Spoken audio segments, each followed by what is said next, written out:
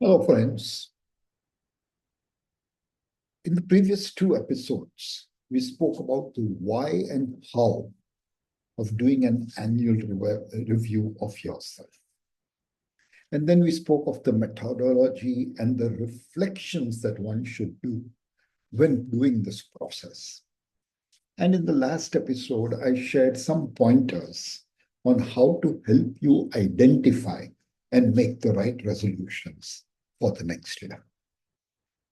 These resolutions have to be based on your goals and capabilities. Now, otherwise, as I said, February end is the death of a lot of resolutions. Okay, so the next logical step, if we just go by our this thing, is that I should be today talking about how to set the goals and what to do and what kind of goals to set. While this is definitely the logical step, on doing a lot of reflection over the past few days. Okay. I said that before we start mapping out what are the possible resolutions you can set and allocating resources for it, as discussed earlier, I thought that it might be a good idea to do this one episode before that final stage, to dwell on some of the pointers that one should keep in mind generally. This is not only particularly to the resolutions that you need to make, but this is things that will help you to become better and to succeed in life. So whenever you're planning your future in general, whether a resolution or not, it would be great to keep some of these thoughts in mind. Now, while most of these points I'm putting them are in random order, I will be specifying which I think are very important. And one of the things that I think is very important, as you know, my tagline on my WhatsApp, I think, is innovate or perish. And considering that, the first thing that I would suggest one should do whenever planning the future is to get into what I call the experimentation mode. Whenever you are experimenting, it is not guaranteed and it is not even necessary that they all succeed. But I believe that even if 2 out of the 10 that you try succeed, it is well worth the effort. And by and large, I have found that the returns you get out of it is more than what you energy or resources you have allocated to it. So to do this experimental thing, one thing I believe in is that you should make the keyword to everything you do the word new, N-E-W, new. Whether you're talking of new tools you can use on your phone, on your laptop, anywhere else, or the new tech you can embrace to make things easier and better for you. Or at work, the new processes or systems that you can introduce. And personally, what new skills and what new habits can you do? This new is the key word to all of this. And I have noticed with me as well as with a lot of the people that I have mentored. By lot, I mean seriously a lot of the people I have mentored, that more radical the new, the chances of failure are higher. But the more radical the new, the chance of your breaking the old are much more. And that's what you need to do continuously. So you need to break that old, whether it is a mindset, whether it is a habit, go on improving. Don't break it and just leave it like that. Okay. So you need to go. And I have also noticed, particularly in a few of the startup people whom I have mentored, that when they break this new with radical thoughts, they bring out the best in themselves. I don't know why. I have not figured out why that happens. But I guess it becomes an internal challenge that, oh, hell, this is so different that everybody is looking at me and thinking I'm mad. I have to prove to them that I'm not. Great reason to do something radical. Okay, so it brings out the best in you. Another thing I have noticed, and which is very important, especially among a lot of the youngsters, Gen Zs included, that I know, they need to do things that makes them forget their phone. I mean, come on. And then you know how they don't use the phone as a phone. They will not answer you on the phone. You have to message them. They are on social media all the time. It's crazy. So you need to do things that will make you forget your phone, dump your phone. One thing I have always done, and there'll be a lot of people who can bear testimony to that, is that you plan your future without worrying or without bothering, so to say, about what other people will think of you. The opinion of others doesn't count. The comments that they pass on you do not validate anything. And to be able to do this and to be able to do those radical changes that I'm suggesting to you, you need to change your mindset. You need to change it from that statement that one makes of I don't know how to the statement I don't know how yet. That yet is critical. You need to believe in your ability to learn, and therefore, whatever it is that you don't know, but it is required or it is beneficial for you to do it, I don't know yet. Yet is the key. You need to spend time with people who give you energy, positive energy, and who help you grow. There is no point wasting time. And I have learned that, especially over the last few years, that I do not wish to waste time with people who don't give me positive energy and with people who might not grow or learn. You need to learn from your mistakes. Well, a wise man had once said, even to me, somebody had said it many years back, that it is a fool who learns from his own mistakes. The wise man learns from the mistakes of others. But I would like to correct this after my experience over the many years, is that you learn from your mistakes, but you do not learn by making those mistakes. You learn by reflecting on the mistakes that you have made. What is it that led to whatever happened?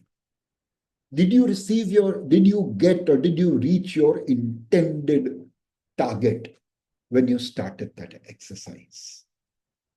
If you did, great. If you didn't, you need to ponder why. Why did things happen the way they did? And this you should think of even for things that go well, because as I mentioned in a previous episode, you need to look at your successes so that you can improve on your successes also. Okay, and make them a habit, hopefully, at some stage. Okay. What could you have done to make the outcome better? These reflections are what will teach you to become better, not just the mistakes. If you make a mistake and forget about it, you'll probably repeat it some other time. But if you do this and you start correcting yourself, you will not. And all these factors are going to be very important when deciding your resolution, especially when you start making the roadmap and allocating the resources and detailing how you will fulfill or achieve that resolution. As I said, you can be as radical as you want when you're thinking of something new. And at times that might sound to people that you are very weird. Don't bother about it. As long as that being weird makes you happy. Because being weird is what will set you apart. If you're just going to toe the line as everybody, you'll be one of the crowd. But if you're weird, you're going to be one of those who's standing apart, who's doing something different. And don't ever be apologetic for being weird. Be unapologetic to the core. And as I said, don't worry about the opinion or the comments of others. So be weird. A lot of times I have seen, especially with the startup community that I have been advising and consulting with, is that they are always bothered about the resources that they have sunk in. Okay, whether it is time, whether it is money, whether it is energy, whether it is ideas, whatever else it is, they have sunk in resources and therefore they don't give up things very easily. My advice to them is cut your losses and run.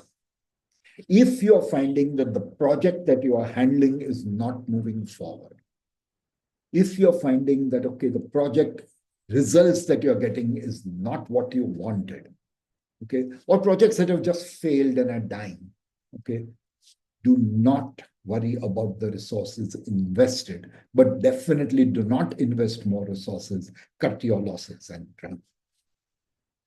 A certain skill development may not be going the way you want. I'm talking now at the personal level. And then you might realize that, okay, I'm not too cut out for this, or I don't have the aptitude. If somebody today tells me to draw a straight line with a ruler, I have trouble. That's how bad I am at drawing. But if you realize that that skill is not something that you will be able to develop, cut your losses and run. Pick up another skill which you will succeed. It's not that you will succeed in everything that you do in life. There will be some things that are just not meant for you, nor are you cut out for them. Okay. I have learned, and in most people I do it pretty well, few people I can't do it, is to say no. Because when you say yes, there is something else that you might be saying no to, which is more important. So you be judicious every time you use the word yes. But at the same time, don't go the other extreme and everything begins with a no. No. Everything should begin with a let me think about it. But learn to say no. Accept that some people will get hurt, will get offended, will be disappointed in you. But you need to think about yourself and whether you are getting the return for the time, energy, effort, money, whatever it is that you are doing. We just talked about reflecting on your actions after the fact. Make this a habit. Every time you do something, analyze it. It will make you better at the things in which you succeed. It will start doing those things as a habit. They will come as second nature to you. And whatever you did not succeed in, start reflecting, correcting it. Next time you will definitely succeed. Okay. Shun negativity at all costs and in totality.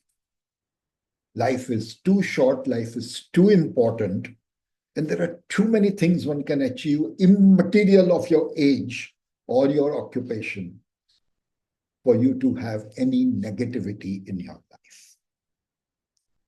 You need to focus on developing habits and not just fulfilling resolutions. Because habits will be long-term. Resolutions, okay, you set a resolution for this year, at the end of the year, what? Correct. But if it becomes a habit, then it's something that goes on with you for a lifetime. Now, to make a resolution into a habit, you need to be very clear about the goals. You need to break that goal down into small sub-goals, because then it's easier to make those small habits and compound them into one big habit. Okay. Whatever you plan to do, note it down. And note down what you do. Then compare the two and see whether you are on the right track or not. Okay. Are you getting the results that you had desired, that you had targeted for? And to make it a habit, you need to be consistent, you need to be persistent, and you need to be resilient. And all those small sub-goals that you have set, pat yourself on the back and say, yes, I did it. Come on, next goal. Come on. I'm going to take you in the face. And to achieve these goals and to make it into habit, you need to make systems. What do I mean by that? See, goals are something that is a direction that is telling you what you want to achieve in life, but it is not giving you the path. It is giving you the destination. Okay, so a goal will put you in that direction, but not show you how to get there. But how you get there is the important thing. And it can be very flawed if it is not done properly. Okay? And there are some inherent problems with goal setting. One of the things is that it sets what people call, and I agree with the terminology, a positive fantasy. What happens is you become over-invested in achieving that goal. But then after the goal is achieved, what? You feel super satisfied, you're super excited, you are in total joy and relief. Okay? And this is what they call positive fantasy. And naturally, when you get laid back and you're not doing the next thing, unless you are agile enough to keep setting goals, multiple goals. Okay? The second is you get into what I call an outcome trap. What I mean by an outcome trap is that once you achieved your goal, which I just mentioned, and you reached and got your outcome, that whole thing evaporates. It does not become a habit. It does not something that you keep doing repeatedly, and you require to maintain that outcome that you achieved once all the time. So this becomes an outcome trap. And there is the second one is another kind of trap where you say, okay, when I achieve this, I will be happy. But for me, that is a failure state. Because you are setting up yourself for failure, saying that once I achieve this, I have nothing more to do. That's not right. Okay. So it is a byproduct. This failure trap, so to say, is a byproduct of your developing that goal first mentality. Because it doesn't become a goal first, it becomes a goal first and last. So you need to be aware of that. So now compared to goals, what are systems? When I say set systems, not just goals, what are systems? Systems, I believe, are the moving force behind your path, behind your whole process of achieving the goal that you have set. And the advantage of creating these systems is that you are well in control of everything, including yourself, to achieve that goal and develop a process by which you can do it every time. And therefore, it increases your happiness because you know that you're not doing it just once, but this is now something that becomes you, or that becomes a part of the system in your organization. Okay, so goals, as I said, are great for setting a direction. But if you want to make real and permanent progress, you should set up systems. I'm talking about in life also, personal life especially, we call them habits, but you have to set up systems. And always this system should, and by and large will, include a proper structure, because that's how you're going to make progress and reach your goal. There is a stepwise process. And once you set up a system and you start doing things so that a system is being created, even if you face challenges, you face difficulties, you will find the solution and incorporate that solution into your system. So in future, you are eliminating guesswork completely.